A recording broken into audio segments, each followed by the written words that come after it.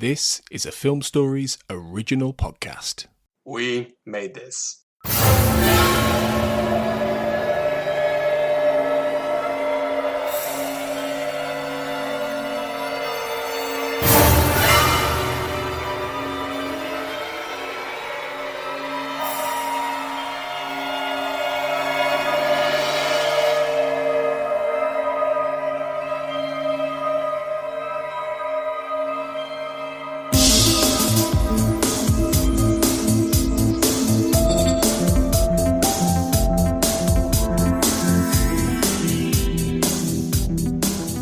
Welcome to the X-Cast. The truth is in here. This is our special Fight the Future Minute podcast. I'm your host, Marlene Stemme. You're listening to our coverage of minute 88 of the X-Files Fight the Future.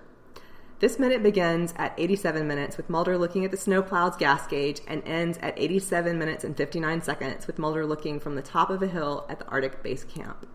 To discuss this minute, I'm joined by X-Cast patron Annie Flowers. Hey Annie, welcome back to Fight the Future Minute. Hi, thank you. Good to be back. Yeah, great to have you.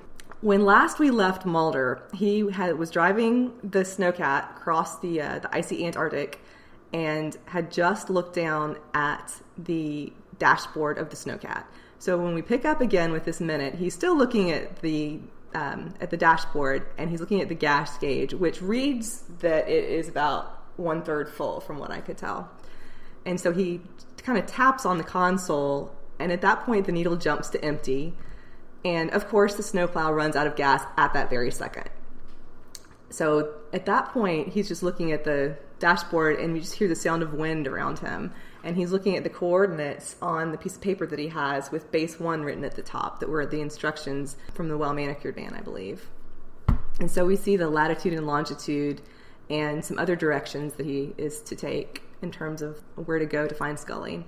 And there's a moment when he has what I'm going to call the 1998 version of a GPS coordinate system in one hand, and then he has a piece of paper in the other hand, and he kind of gestures in frustration with those two things. And I think that, I don't know, it's a little moment. I mean, all of these things in these scenes are little moments, but I thought that was kind of an interesting one because he's so determined, and he's just, he's run out of gas. He's literally at the end of the line for, what he's trying to do. And then we see him looking out, the point of view shot of Mulder looking out the windshield at the snow-covered hill in the landscape. And then there's a long shot of the snowplow from an embankment with footprints leading from the snowplow. And we just see that long snowplow route behind it. And then we see Mulder climbing up the hill of rocks in true Mulder fashion.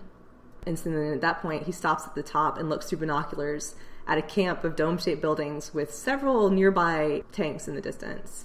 There's a lot of sensory detail in these scenes. I had to kind of think about like the sounds and the visuals and the feel of the cold and so forth, because there's not a lot of activity, although there's Mulder with his perseverance, getting out of the snowcat and deciding he's just going to walk or jog the rest of the way. I thought there was a lot of quiet character, even though there's not a lot of activity. It's just his persistence. What did you make of that? Well, I have a lot of thoughts on what you've said.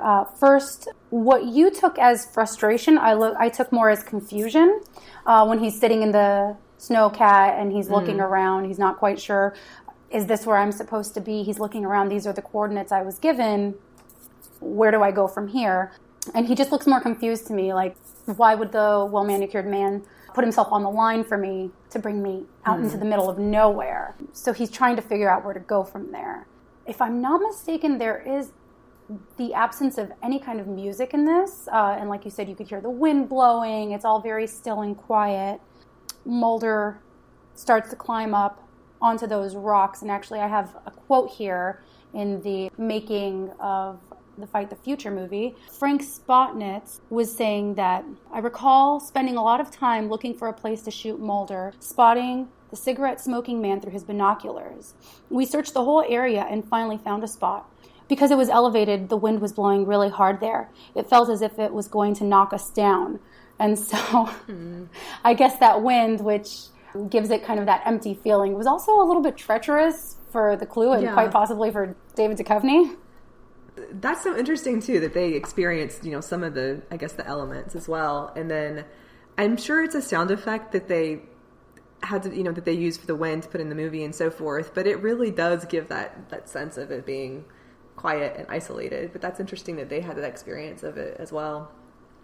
I mean, those were sort of my thoughts, like just cold and wind and snow and just a lot of Mulder persisting. But I think it's interesting that you thought back to like Mulder's mind and what he was thinking in terms of the well-manicured man's motivations and giving him the directions and the coordinates and so forth to find Scully. I mean, maybe I'm giving him too much credit. Maybe he was just frustrated. But I think it's interesting. That's what I got from that look. Like, this is it? Why did he sacrifice himself like that? What was he thinking? Did you have anything else from either the book or your thoughts on it? Yes. Who brings binoculars? Like, how did he know that he was going to need binoculars?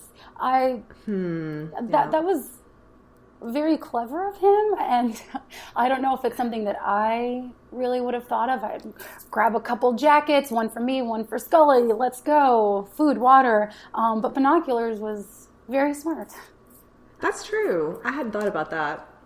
I hadn't thought about that at all.